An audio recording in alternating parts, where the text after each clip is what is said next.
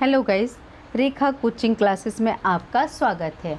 आज हम जानेंगे क्लास 9th का साइंस का पार्ट 1 हमारे आसपास के पदार्थ। जो हम आसपास वस्तुएं देख रहे हैं वो कैसे बनी, कैसे उत्पन्न हुई, उनमें उपस्थित ठोस है, द्रव है, गैस है, इन चीज़ों को जानेंगे। तो सबसे पहला क्वेश्चन है हमारा, पदार्थ किसे कहते हैं। हम जानेंगे कि जो पदार्थ है वो कितनी अवस्थाओं में होता है। तो देखिए, ठोस, द्रव, गैस। हम इन चित्रों के माध्यम से देख सकते हैं कि ठोस के जो कण हैं वो किस तरह विद्यमान है और द्रव के जो कण हैं वो किस तरह से विद्यमान है। तो द्रव में दूर दूर हैं, गैस में और भी दूर हैं। क्यों? क्योंकि उसमें अंतराणुक बल का मान कैसा है? कम है। जबकि गैस की अपेक्षा द्रव में है जो अंतराणुक बल का मान जो होता है अधिक, और जो गैस है उसमें अंतराण्विक आकर्षण बल का मान कैसा होता है? अधिक, क्योंकि ठोस के जो कण हैं वो पास पास विद्यमान है। तो आइए अब हम इससे संबंधित प्रश्नों को जानेंगे। हमारा अगला क्वेश्चन है कि जो पदार्थ हैं वो कौन कौन सी चीज़ें हैं। देखिए, इतने सारे नाम दिए हैं, आपको छांटना है। कुर्सी, वायु, स्नेह, गंध, घृणा, बादाम, विचार, शीत और शीतल पे इत्र की सुगंध है। तो आपको ये याद रखना, जो पदार्थ है वो है कुर्सी, वायु, बादाम और शीतल पे। कुर्सी ठोस है, वायु गैस है, बादाम खाने वाला पदार्थ है और शीतल पे एक द्रव है। तो हम जाने कि ये पदार्थ कौन कौन से हैं। तो हमने जाना ये चीज़ें जो हैं वो पदार्थ हैं। अगला क्वेश्चन जानेंगे। अगला है, स्विमिंग पूल में गोताखोर पानी काट पाता है। इसमें पदार्थ का कौन सा गुण बताता है? प्रक्षेपित है। तो इससे हमें पता चलता है कि द्रव अवस्था में पदार्थ के कण क्या होते हैं? स्वतंत्र रूप से गति करते हैं। हमने अभी चित्र से ही जाना कि द्रव में क्या थे? स्वतंत्र रूप से गति कर रहे थे, वो मूव कर रहे थे, क्योंकि लिक्विड है जो बह जाता है। और ठोस की अपेक्षा द्रव के कणों में रिक्त स्थान भी कैसा है? अधिक स्थान है, उनको मिल रहा है, इसलिए तो वो बह रहे हैं। जिसके कारण स्विमिंग पूल में गोताखोर पानी को क्या कर पाता है? काट पाता है। क्योंकि उसके आसानी से वो उसमें रिक्त स्थान में हाथ चला लेता है और वो पार कर जाता है। इस तरह से हमने जाना कि गोताखोर पानी को किस तरह से काट पाता है। अब हम जानेंगे पदार्थ के कणों की विशेषताएं। चित्र। तो जो पदार्थ के कण हैं वो ये विशेषताएं रखते हैं। सबसे पहला है कि पदार्थ के कण निरंतर गतिशील होते हैं। दूसरा है, पदार्थ के कणों के बीच रिक्त स्थान होता है। तीसरा है, पदार्थ के कण एक दूसरे को क्या करते हैं? आकर्षित करते हैं। तो आपको चित्र के माध्यम से समझ में आ रहा है कि पदार्थ के कण हैं। देखिए, जब हम उसमें नमक डाल रहे हैं या जो भी चीज़ें डाल रहे हैं उसको घोल दे रहे हैं तो वो उसमें घुल जा रहा है। क्यों? क्योंकि पदार्थ के कण क्या है? निरंतर गतिशील हैं, उनके बीच रिक्त स्थान है और एक दूसरे के क्या कर रहे हैं? आकर्षित करते हैं। अगला क्वेश्चन है, हम पदार्थ की अवस्थाओं को जानेंगे कि पदार्थ कौन कौन सी अवस्थाओं में परिवर्तित होता है। दो ग्राफ के माध्यम से समझाऊंगी। पहले ग्राफ में आपको देख रहे हैं कि ठोस द्रव में बदल रहा है, द्रव किस में बदल रहा है? गैस अवस्था में बदल रहा है। तो जब हम पानी को उबालते हैं तो उसके तापमान में वृद्धि नहीं होती, क्योंकि जो उसका टेम्परेचर है वो उसमें है टेम्परेचर, पर वो हमें दिखाई नहीं देता है। तो जब उसमें परिवर्तन किया जाता है, उसमें ऊष्मा दी जाती है, तो जो ठोस अवस्था उसमें ऊष्मा देने पर वह द्रव में, और द्रव अवस्था को जब ऊष्मा प्राप्त होती है तो वो गैस अवस्था में बदल जाता है। तो अन्य और भी अवस्थाएं जो परिवर्तित होती हैं तो उनकी परिभाषाएं आप इस ग्राफ के माध्यम से समझा सकते हैं। देखिए, जो ठोस है वो द्रव में बदल रहा है। तो जब ठोस द्रव में बदलता है, एरो चिन्ह के ऊपर जो लिखा है ध्यान रखिए उसको, तो जो ठोस है वो द्रव में बदल रहा है वो संगलन कहलाता है, और जब द्रव ठोस में बदलता है तो वो जमना कहलाता है। अब उसी प्रकार से द्रव जो है, राइट हैंड में देखिए, द्रव जो है वो गैस में बदल रहा है तो वो वाष्पीकरण, पर जब गैस द्रव में बदलता है वो कहलाता है संघनन।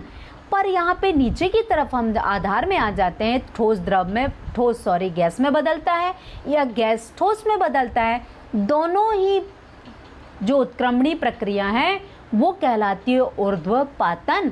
तो ऊर्ध्वपातन में ठोस गैस में और गैस ठोस में बदलता है। अब हम जानते हैं कि ऊर्ध्वपातन की जो प्रक्रिया है वो क्या कहलाती है, आपको चित्र के माध्यम से समझाना है। तो आइए जानेंगे ऊर्ध्वपातन की प्रक्रिया को। देखिए, ऊर्ध्वपातन क्या कहलाता है, यानी कुछ ऐसे पदार्थ होते हैं जो द्रव अवस्था में परिवर्तित हुए बिना ठोस अवस्था से सीधे गैस में और वापस ठोस में बदल जाते हैं। इस प्रक्रिया को ही क्या कहते हैं, ऊर्ध्वपातन। तो ऊर्ध्वपातन के द्वारा किस किस पदार्थों को बदला जाता है, तो याद रखिए कपूर और अमोनियम क्लोराइड को बदला जाता है। तो हम क्या करते हैं, चीनी की प्याली में हम इन्हें ले लेते हैं और चीनी की प्याली में कीप को उल्टा रख देते हैं। जब जैसे ही उसकी कीप के उस सिरे पर रुई को डाट लगा दिया जाता है और उसे गर्म करते हैं धीरे धीरे। जब गर्म करते हैं तो जो कपूर या अमोनियम क्लोराइड जो है वो ठोस से गैसीय अवस्था में बदल जाता है और कीप की भीतरी दीवार में पदार्थ जो होता है वो वाष्प में क्या हो जाता है, संघनित हो जाता है। तो इस प्रकार आपको ऊर्ध्वपातन को चित्र सहित बताना है। आइए अगला क्वेश्चन जानें। हम जानेंगे पदार्थ किसे कहते हैं। तो विश्व में प्रत्येक वस्तु जिस सामग्री से बनी होती है उसे द्रव्य या पदार्थ कहते हैं। अब हमारा क्वेश्चन है कि कारण बताओ। तो अब हमें कारण बताओ से संबंधित प्रश्नों को पढ़ना है। तो हमारा क्वेश्चन है, गैस पूरी तरह उस बर्तन को भर देती है जिसमें इसे रखते हैं। तो हम बर्तन में जो भी गैस है या किसी भी बॉक्स में भरते हैं तो वो गैस चारों तरफ क्या होती है, वितरित हो जाती है। क्योंकि गैस के कणों के बीच आकर्षण बल कैसा होता है, नगण्य होता है। इसके कारण गैस के कण सभी दिशाओं में क्या होते हैं, गतिशील होते हैं। और गतिशील होने के कारण क्या होते हैं, वो अपनी जगह पे जहाँ उनको स्थान दिया जाता है वो वहाँ पर फैल जाते हैं। इस प्रकार गैस पूरी तरह से उस बर्तन को क्या कर देती है, भर देती है। इसलिए हम इसमें रखते हैं तो वो अपना पूरा स्थान ले लेती है। अगला क्वेश्चन, गैस बर्तन की दीवारों पर दबाव डालती है। अब वो प्रेशर क्या होता है, उसे बाहर जाना है, बाहर निकलना है तो वो क्या करेगी, प्रेशर डालेगी, दबाव डालती है। क्यों, तो गैसीय अवस्था में कणों की गति अनियमित होती है। अभी हमने जाना कि वो क्या करते हैं, पूरी जगह घेरने का कार्य करते हैं। तो वो क्या कर रहे हैं, बाहर जाने की चेष्टा करते हैं। तो वो बाहर जाने की चेष्टा करते हैं तो वो क्या करते हैं, दबाव डालेंगे तो अनियमित रूप से गति करते हैं और ये अत्यधिक तीव्र होती है। यदि हमारे घर में यदि गैस का रिसाव हो रहा है और हम बहुत दूर या दूसरे कमरे में हैं तो हमें तुरंत पता चल जाएगी उसकी स्मेल से कि गैस चालू है या गैस का रिसाव हो रहा है। तो हम तुरंत उसकी स्मेल पहचान लेंगे क्योंकि गैस जो है वो तुरंत फैल जाती है, अतः तीव्र है। अतः इस अनियमित गति के कारण ये कण आपस में एवं बर्तन की दीवारों से टकराते हैं। इसलिए गैस की बर्तन की दीवारों पर क्या लगता है, दबाव लगता है। अब हम जानेंगे कि लकड़ी की मेज ठोस होती है। क्यों ठोस कहला रही है, तो लकड़ी की मेज हम देख रहे हैं, आप चित्र से ही देख रहे हैं कि वो ठोस है। क्योंकि ठोस की आकृति, उसकी जो आकृति है वो कैसी हो गई, निश्चित हो गई। तो ठोस की आकृति यानी आकार निश्चित होता है और आयतन भी कैसा होगा, उसका निश्चित होगा। तो जो ठोस की जो है मुख्य विशेषता कहलाती है, क्योंकि ठोस के अणु बहुत पास पास होते हैं, वो एक निश्चित आकृति प्रदान कर लेते हैं। इसीलिए लकड़ी की जो मेज है वो कैसी होती है, ठोस होती है, क्योंकि उसका निश्चित आकार व आयतन हो गया। अगला है, हवा में हम आसानी से अपना हाथ चला सकते हैं। बिल्कुल सही है, क्योंकि हम हवा है, आसपास बहुत सारी जगह है, तो हम आसानी से क्या कर रहे हैं, हाथ को चला सकते हैं। पर लकड़ी के टुकड़े में हाथ चलाने के लिए हमें कराटे से अपने से दक्ष होना चाहिए। क्यों, क्योंकि वायु के कणों में रिक्त स्थान होता है बहुत, तो हम आसानी से जब रिक्त जगह मिलेगी तभी तो हम बैठेंगे, तभी तो हम हाथ चला लेंगे। तो क्या होता है कि वायु में रिक्त स्थान बहुत अधिक है, वहीं दूसरी तरफ लकड़ी के कण क्या है, बहुत पास पास है, वहाँ तो स्थान ही नहीं है। जब स्थान ही नहीं है तो वहाँ पे हाथ चलाएंगे तो क्या होगा, हम जितना अपना बल लगाएंगे हमें ही दर्द होगा, हम लकड़ी में मारेंगे हमें ही लगेगा, क्योंकि उसके पास स्थान ही नहीं, जगह ही नहीं है, तो वो क्या करेगी, हमें भी मारने की चेष्टा करेगी और हमें चोट पहुंचेगी। तो साथ ही यह कठोर होता है, मतलब लकड़ी जो है वो कठोर है, इसलिए हवा में हम आसानी से अपना हाथ चला सकते हैं। लेकिन एक ठोस लकड़ी के टुकड़े में हाथ चलाने के लिए हमें क्या करना पड़ेगा, कराटे से दक्ष होना पड़ेगा। अगला क्वेश्चन है, सामान्यतः ठोस पदार्थों की अपेक्षा द्रव का घनत्व कम होता है, द्रव का घनत्व कम है। अब लेकिन बर्फ के टुकड़े को जल में तैराते हुए देखा गया, तो ये पता चला कि बर्फ जो है वो जल में तैरती है, जबकि वो उसी जल से बनी है। तो बर्फ है वो ठोस होता है, बर्फ ठोस है तथा जल के अणुओं के बीच क्या होता है, रिक्त स्थान होता है, जिसके कारण पानी की तुलना में बर्फ क्या हो जा रहा है, हल्का हो जा रहा है। और जब हल्का हो जाएगा तो क्या होगा, बर्फ का टुकड़ा पानी के ऊपर तैरता हुआ दिखाई देगा। यही रीज़न है। अगला है, हम तापमान को, यानी जो केल्विन में तापमान है उसे डिग्री सेल्सियस में बदलेंगे। तो आपको याद रखना है, तापमान जो है वो दिया है आपके पास, तो आप तापमान में से जब हम 273 को घटा देते हैं तब आपके पास डिग्री सेल्सियस का मान आ जाता है। तो आप देखिए केल्विन का मान 300 दिया है, 300 में से 273 को घटाते हैं तो 27 डिग्री सेल्सियस आता है। अब आ जाता है 573 केल्विन। अब 573 केल्विन में हम 273 को माइनस करेंगे तो आ जाएगा 300 डिग्री सेल्सियस। तो आपको याद रखना है, जब आपके पास तापमान दिया है और सेल्सियस में मान निकालना है तो आपका जो केल्विन का मान है उस मान से 273 को आप माइनस करेंगे, क्योंकि 273 उसकी तापमान से सेल्सियस में बदलने की मापांक है, इकाई है, मात्रक है। तो आपको ये चीज़ें याद रखना है, इम्पॉर्टेंट है। अगला है, किसी भी पदार्थ की अवस्था परिवर्तन के दौरान तापमान स्थिर क्यों रहता है। यानी कोई पदार्थ है, हमने चित्र के माध्यम से जाना था कि एक अवस्था से दूसरी अवस्था, दूसरी अवस्था से तीसरी अवस्था बदल रही है, तो उसमें ताप का बहुत ही महत्वपूर्ण है। अब देखेंगे हम, किसी भी पदार्थ की अवस्था परिवर्तन के दौरान प्रदत्त की निर्गत ऊष्मा का प्रयोग अवस्था परिवर्तन में किया जाता है। इस ऊष्मा को गुप्त ऊष्मा कहते हैं, यानी जो उस पदार्थ में ऊष्मा निहित है वो दिखाई नहीं दे रही है, वो उसकी गुप्त ऊष्मा है, तो वो उसमें गुप्त ऊष्मा है। इसलिए किसी भी पदार्थ की अवस्था परिवर्तन के दौरान तापमान स्थिर होता है, यानी हर उस टेम्परेचर पे ही वस्तु में परिवर्तन होता है, यानी एक अवस्था से दूसरी अवस्था। आइए हम चित्र के माध्यम से देखेंगे।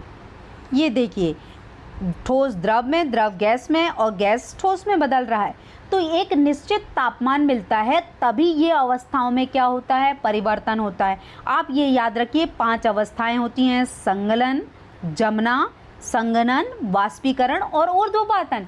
तो ये जो प्रक्रियाएं होती हैं एक निश्चित तापमान पर होती है, एक अवस्था से दूसरी अवस्था, दूसरी अवस्था से पहली अवस्था, इस तरह जो परिवर्तन होता है एक निश्चित तापमान पर होता है। तो इस प्रकार हमने जाना कि अवस्था परिवर्तन किस प्रकार होता है।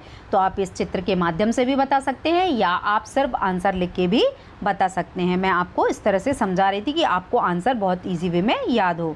अगला है, वायुमंडलीय गैसों को द्रव में परिवर्तन के लिए कोई विधि बताइए। तो वायुमंडलीय गैस है उसको द्रव में बदलना है। अभी आपने चित्र के माध्यम से ही देखा है कि मान लो कोई द्रव है उसको गैस में बदलना है, तो क्या करेंगे, तो आइए जानेंगे। गैसों के कणों को नज़दीक लाकर तरल पदार्थ में परिवर्तित किया जा सकता है, इसलिए वायुमंडलीय गैसों का तापमान क्या करेंगे, कम कर और दाब बढ़ा देंगे, यानी वायुमंडल जो तापमान है कम कर देंगे और वायुमंडलीय दाब बढ़ा देंगे।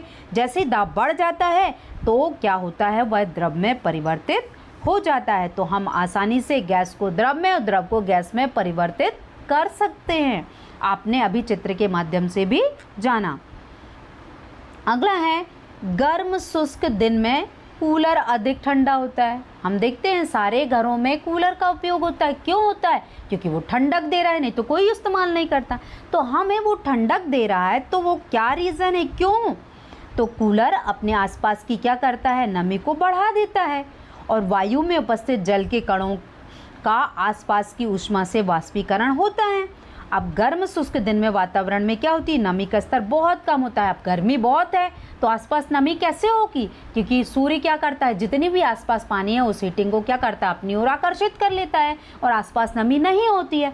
और कूलर क्या करता है, आसपास जो पानी जो है कूलर में भरा हुआ है वो बौछार के रूप में होता है और हमें नमी महसूस होती है तो हमें ठंडक होती है, जिस कारण से वाष्पीकरण की दर क्या हो जी बढ़ जाती है।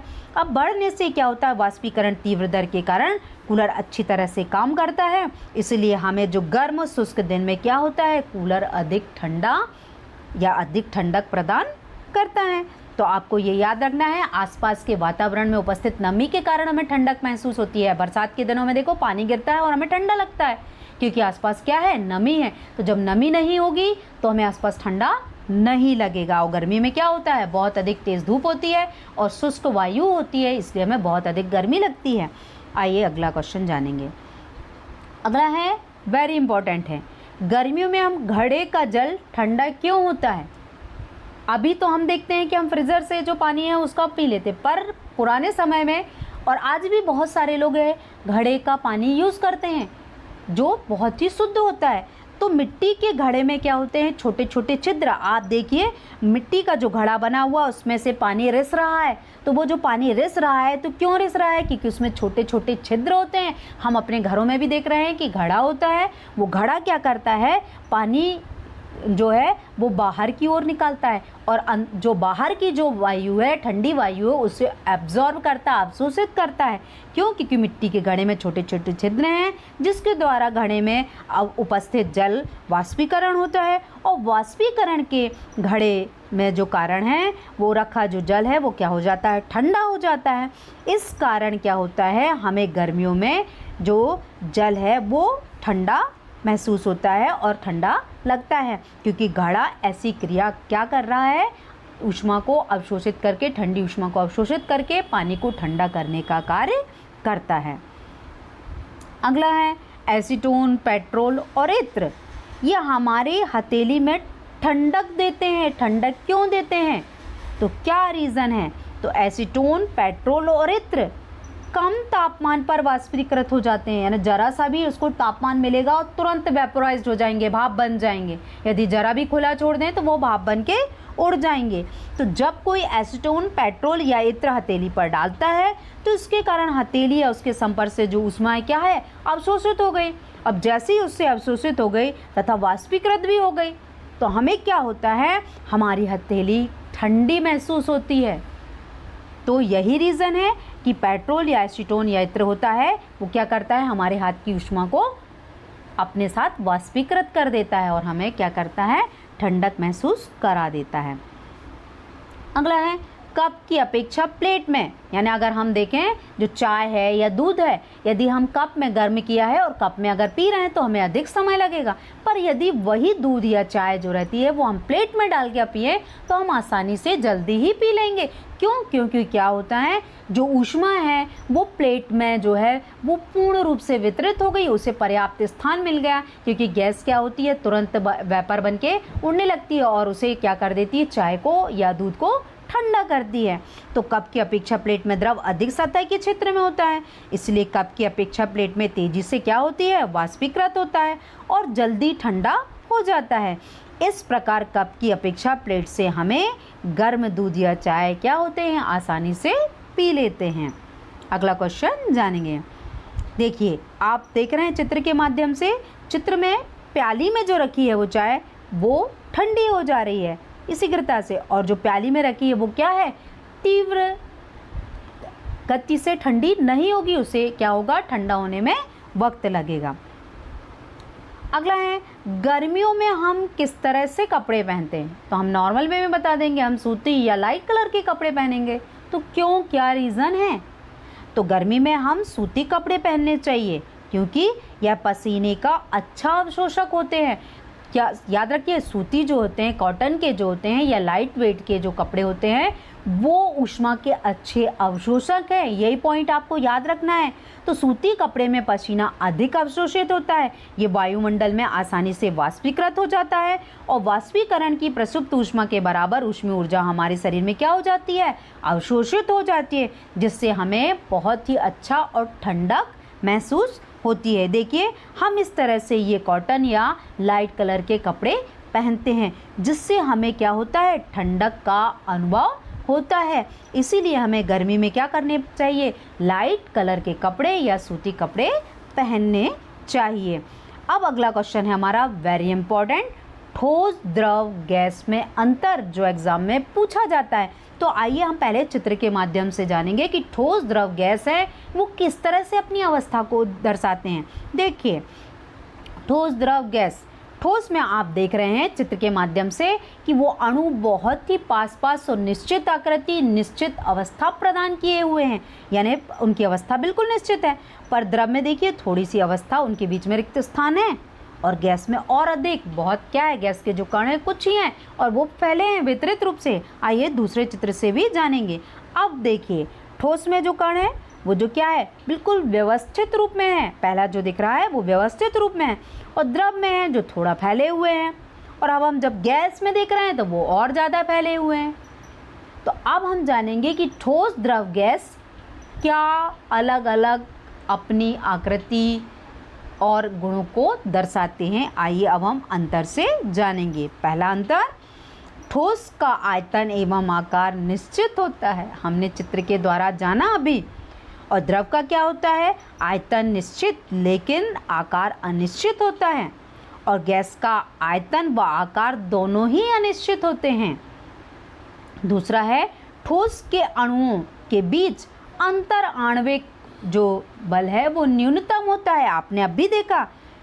दूसरा, द्रव के जो अणु हैं उनके बीच अंतराण्विक जो है वो स्थान क्या होगा, ठोस की अपेक्षा अधिक होगा, और गैस में बहुत अधिक होगा, अभी आपने चित्र के माध्यम से देखा। तीसरा है, ठोस के अणुओं के बीच आकर्षण बल सर्वाधिक होगा, क्योंकि वो बहुत अधिक पास हैं अणु। और द्रव के अणुओं के बीच जो आकर्षण बल है वो बहुत कम होगा, और गैस के मध्य तो बहुत ही कम होगा, अभी आपने देखा। लास्ट है, ठोस के अणुओं में गतिज ऊर्जा अधिक होती है या कम होती है। तो याद रखना, ठोस के अणुओं में गतिज ऊर्जा कम होगी, क्योंकि वो गति कर नहीं रहे हैं, तभी तो वो स्थिर हैं। पर द्रव में क्या होता है, गतिज ऊर्जा क्या होगी, अधिक होगी। और जो गैस है उसमें अणुओं की गतिज ऊर्जा और भी अधिक होगी। तो आपको ये 4 पॉइंट याद रखने हैं। आज हमने बहुत ही अच्छे तरीके से ठोस, द्रव, गैस और उससे संबंधित प्रश्नों को जाना। तो सारे बच्चे इन प्रश्नों के उत्तर को बहुत अच्छे से लिखकर तैयार कर लीजिएगा। यदि कोई डाउट होता है तो मेरे डिस्क्रिप्शन में मोबाइल नंबर लिखा हुआ है, या आप कमेंट्स करके पूछ सकते हैं कि मैम ये क्वेश्चन नहीं समझ में आया, तो आप पूछ सकते हैं। अगली वीडियोज़ के लिए आप वेट कीजिए। Thank you for watching my videos.